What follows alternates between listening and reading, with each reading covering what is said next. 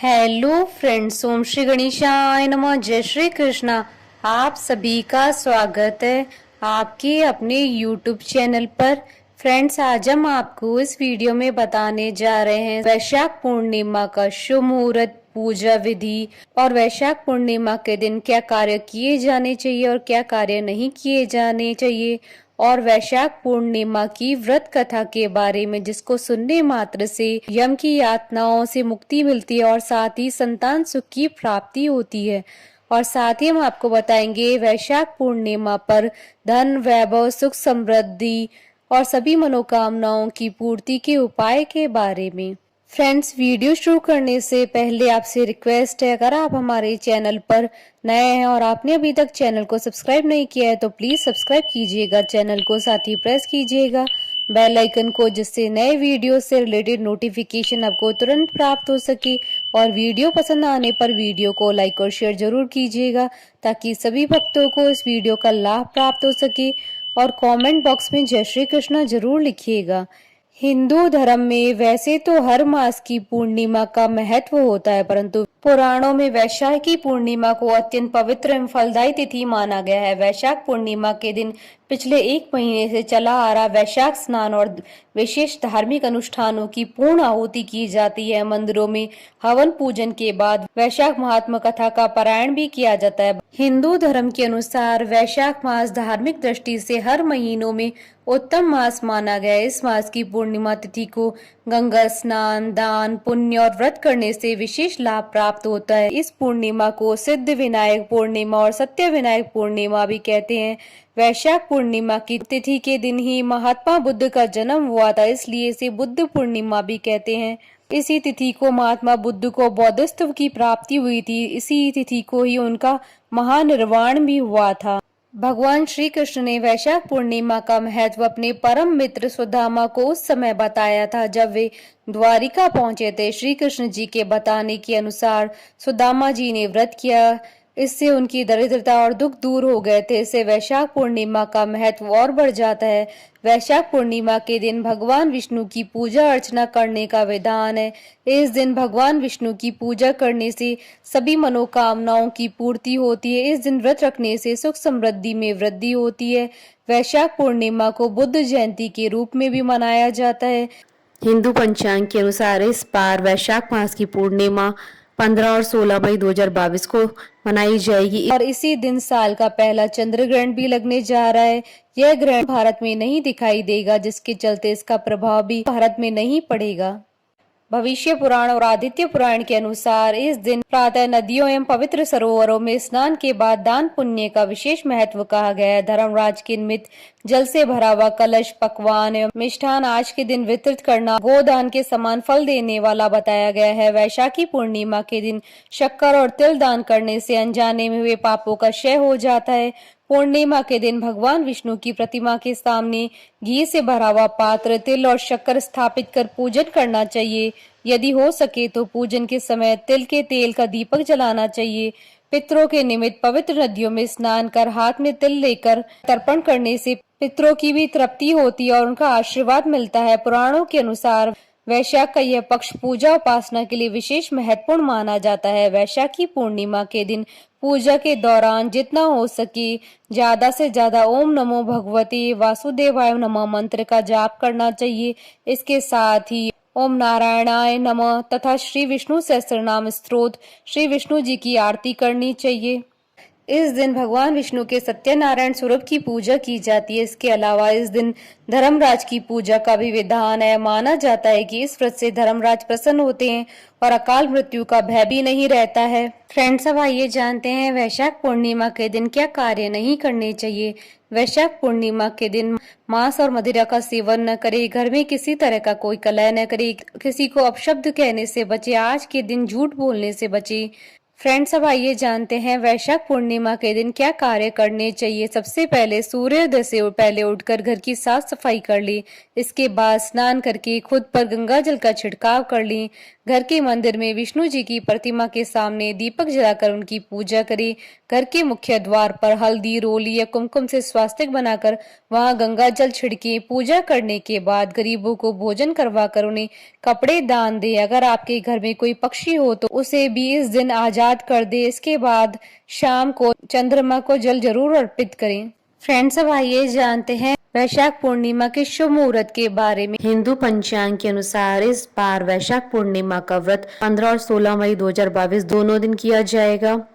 पूर्णिमा तिथि प्रारंभ होगी 15 मई 2022 को दोपहर 12:45 से और पूर्णिमा तिथि का समापन होगा 16 मई 2022 को सुबह 9:43 पर। 15 मई 2022 को पूर्णिमा का व्रत किया जाएगा और 16 मई 2022 को स्नान दान पूर्णिमा है। चंद्रोदय का समय रहेगा 15 मई 2022 को शाम 6:18 पर। फ्रेंड्स, अब आइए जानते हैं वैशाख पूर्णिमा की पूजा विधि के बारे में। वैशाख पूर्णिमा के दिन प्रातःकाल सूर्योदय से पूर्व किसी पवित्र नदी, जलाशय, कुआं या बावड़ी में स्नान करना चाहिए। स्नान करने के बाद सूर्य मंत्र का उच्चारण करते हुए उगते हुए सूर्य को अर्घ्य देना चाहिए।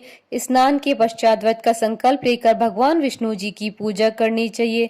इस दिन धर्मराज के निमित्त जल से भरा कलश और पकवान अर्पित करने से गोदान के समान फल मिलता है। 5 या 7 जरूरतमंद व्यक्तियों और ब्राह्मणों को शक्कर के साथ तिल दान करने से पापों का शमन होता है। इस दिन तिल के तेल का दीपक जलाएं और तिलों का दान और तिलों का तर्पण विशेष रूप से करें। इस व्रत के दौरान एक ही समय भोजन करें।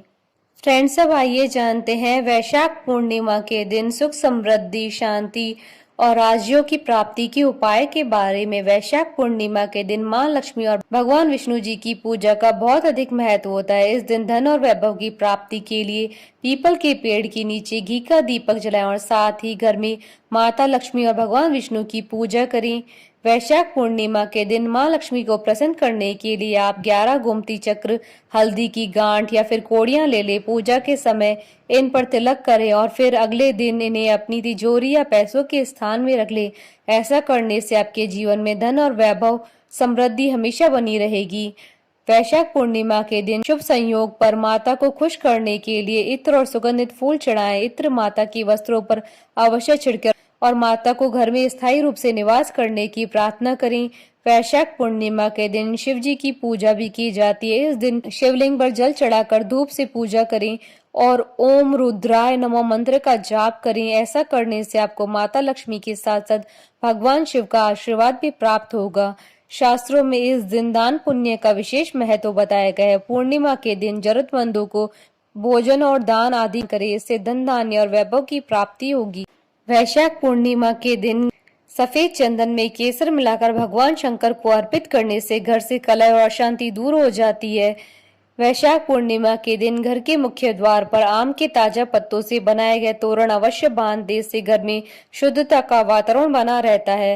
वैशाख पूर्णिमा के दिन शिवलिंग पर शहद, कच्चा दूध, बेल पत्र, शमी पत्र और फल चढ़ाने से भगवान शिव की जातक पर सदैव कृपा बनी रहती है। फ्रेंड्स, अब आइए आरंभ करें वैशाख पूर्णिमा की व्रत कथा। द्वापर युग में एक समय की बात है। माँ यशोदा ने भगवान श्री कृष्ण जी से कहा कि हे कृष्ण, तुम सारे संसार के उत्पन्न कर्ता पोषक हो। आज तुम मुझे ऐसे व्रत को कहो जिससे स्त्रियों को मृत्यु लोक में विधवा होने का भय नहीं रहे तथा यह व्रत सभी मनुष्यों की मनोकामनाएं पूर्ण करने वाला हो। यह सुनकर श्री कृष्ण ने कहा, हे माँ, आपने मुझसे बहुत ही सुंदर सवाल किया है। मैं आपको विस्तार पूर्वक बताता हूँ।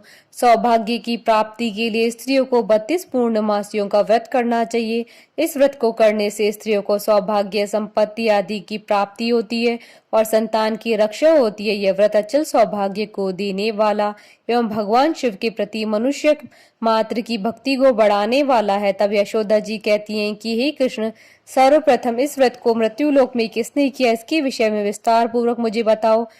तब भगवान श्री कृष्ण कहते हैं कि इस भूमंडल पर एक अत्यंत प्रसिद्ध राजा चंद्रहास्य से पालित अनेक प्रकार के रत्नों से परिपूर्ण कांतिका नाम की एक सुंदर नगरी थी। वहां पर धनेश्वर नाम का एक ब्राह्मण निवास करता था। उसकी स्त्री अति सुशीला रूपवती स्त्री थी।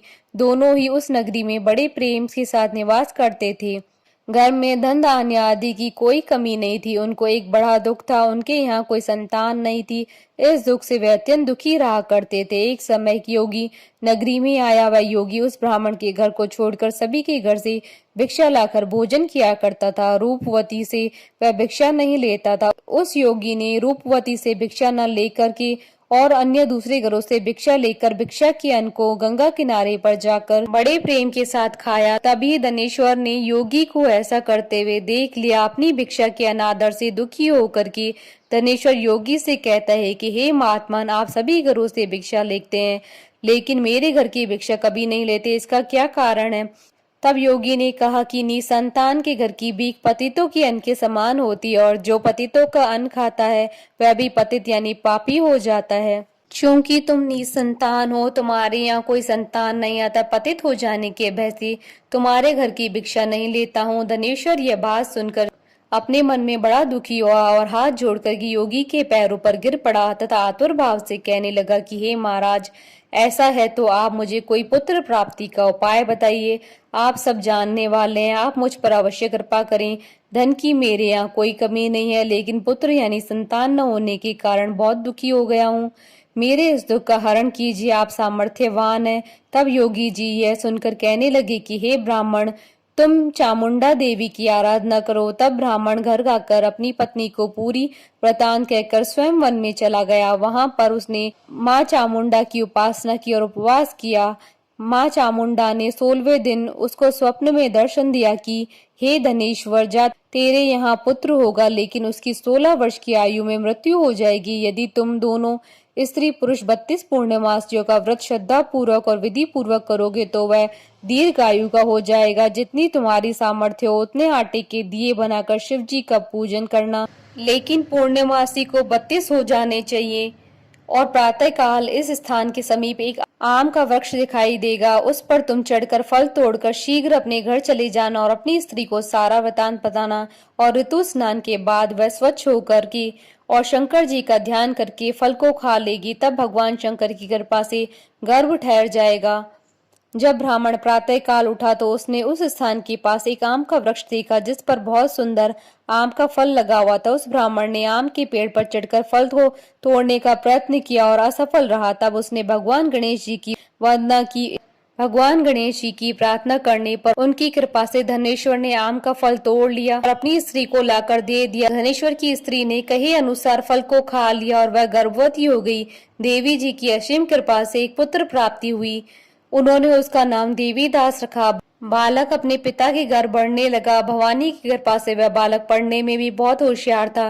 दुर्गा जी की आज्ञा अनुसार उसकी माता ने 32 पूर्णमासी के व्रत करना शुरू कर दिया, जिससे बालक दीर्घायु वाला हो जाए। 16वां साल लगते ही देवीदास के पिता को बहुत चिंता हो गई, कहीं उनके पुत्र की मृत्यु इस साल नहीं हो जाए। इसलिए उन्होंने अपने मन में विचार किया कि यह दुर्घटना उनके सामने हो गई तो वह कैसे सहन कर पाएंगे। तो उन्होंने देवीदास के मामा को बुलवाया और उन्होंने कहा कि देवीदास 1 वर्ष के लिए काशी में जाकर विद्या का अध्ययन करे और उसको अकेला भी नहीं छोड़ना चाहिए, इसलिए तुम साथ में चले जाओ और 1 वर्ष के बाद इसको वापस लौटा के लाना। तब सारा प्रबंध करके उसके माता पिता ने देवीदास को एक घोड़े पर बैठाकर उसके मामा को उसके साथ भेज दिया, किंतु यह बात उसके मामा या और किसी को पता नहीं थी। धनेश्वर ने अपनी पत्नी के साथ माता भगवती के सामने मंगल कामना और दीर्घायु के लिए भगवती की आराधना पूर्णमासियों का व्रत करना आरंभ कर दिया। इस प्रकार उन्होंने 32 पूर्णमासियों का व्रत पूरा किया। एक दिन मामा और भांजा रात्रि बिताने के लिए गांव में ठहरे थे। वहां पर एक ब्राह्मण की सुंदर लड़की का विवाह होने वाला था। जहां बारात रुकी हुई थी वहां पर देवीदास और उसके मामा भी ठहरे हुए थे। इसके बाद लड़की देवीदास से विवाह को अपना पति मान लेती है और उससे ही विवाह करने के लिए कहती है, लेकिन देवीदास अपनी आयु के बारे में बताता है। लेकिन इस लड़की ने कहा कि जो गति आपकी होगी वही मेरी होगी। हे स्वामी, आप उठिए और भोजन कर लीजिए। इसके बाद देवीदास उसकी पत्नी ने दोनों ने भोजन किया। सुबह देवीदास ने अपनी पत्नी को 3 नगों से जड़ी हुई अंगूठी और रुमाल दिया और उसने कहा, मेरा मरण और जीवन देखने के लिए पुष्प वाटिका बना लो। जब मेरा प्राण अंत होगा तो ये फूल सूख जाएंगे, ये फिर से हरे भरे हो जाएं तो जान लेना कि मैं जीवित हूँ। भगवान कृष्ण कहते हैं कि हे माता, देवीदास विद्या अध्ययन करने के लिए काशी चला गया। कुछ समय बीत जाने पर सर्प देवीदास के पास जाता है और देवीदास को डसने का प्रयत्न करता है, लेकिन व्रत के प्रभाव से देवीदास को काट नहीं पाया, क्योंकि उसकी माता ने पहले ही 32 पूर्णिमासी के व्रत पूरे कर लिए थे। इसके बाद काल स्वयं वहां आया और उसके शरीर से उसके प्राणों को निकालने का प्रयत्न करने लगा, जिससे वह मूर्छित होकर पृथ्वी पर गिर पड़ा। भगवान की कृपा से माता पार्वती के साथ शंकर जी वहां पर आ गए। माता पार्वती ने शंकर जी से कहा कि इसकी माता ने पहले ही 32 पूर्णिमासी का व्रत किया है, आप उसको प्राण दान दे। इस प्रकार शिव जी ने उसके प्राणों की रक्षा की और काल को पीछे हटना पड़ा। देवीदास स्वस्थ होकर पुनः बैठ गया। उधर उसकी स्त्री उसके काल की प्रतीक्षा किया करती थी। जब उसने देखा कि पुष्प वाटिका में पुष्प और पत्ते नहीं रहे तो उसको अत्यंत आश्चर्य हुआ, लेकिन जब वह वाटिका फिर से हरी भरी हो गई तो वह जान गई कि उसके पति को कुछ नहीं हुआ। यह देखकर वह बहुत प्रसन्न मन से अपने पिता से कहने लगी कि पिताजी, मेरे पति जीवित है, आप उनको खोजो। 16 साल बीत जाने पर देवीदास अपने मामा के साथ काशी से वापस चल दिया। उधर उसके ससुर घर से उसको खोजने के लिए जाने ही वाले थे कि लेकिन वहां पर मामा और भांजे पहुंच गए। ससुर उनको अपने घर में ले आया और नगर निवासी वहां पर एकत्रित हो गए और उन्होंने निश्चय किया कि इस कन्या का विवाह इसी बालक के साथ हुआ होगा। कन्या ने भी लड़के को पहचान लिया। कुछ दिन बाद देवीदास अपनी पत्नी और मामा के साथ बहुत से उपहार लेकर नगर की ओर चल देता है। जब वह गांव के निकट आ गया तो वहां के लोगों ने उसे देखकर उसके माता पिता को उसके आने की खबर दे दी। तुम्हारा पुत्र देवीदास अपनी पत्नी और मामा के साथ आ रहा है। ऐसा सुनकर उसके माता पिता बहुत खुश हुए। पुत्र और पुत्र वधू की आने की खुशी में धनेश्वर ने बहुत बड़ा उत्सव मनाया। तब भगवान श्री कृष्ण जी कहते हैं कि धनेश्वर 32 पूर्णिमासी के प्रभाव से पुत्रवान हुआ। जो भी व्यक्ति या स्त्री इस व्रत को करते हैं वह जन्म जन्मांतर के पापों से छुटकारा प्राप्त कर लेते हैं। बोलिए भगवान श्री कृष्ण की जय, भगवान विष्णु की जय, भगवान शंकर माता पार्वती जी की जय। हमारे साथ इस वीडियो में अंत तक बने रहने के लिए आपका धन्यवाद। ओम श्री गणेशाय नमः। जय श्री कृष्णा।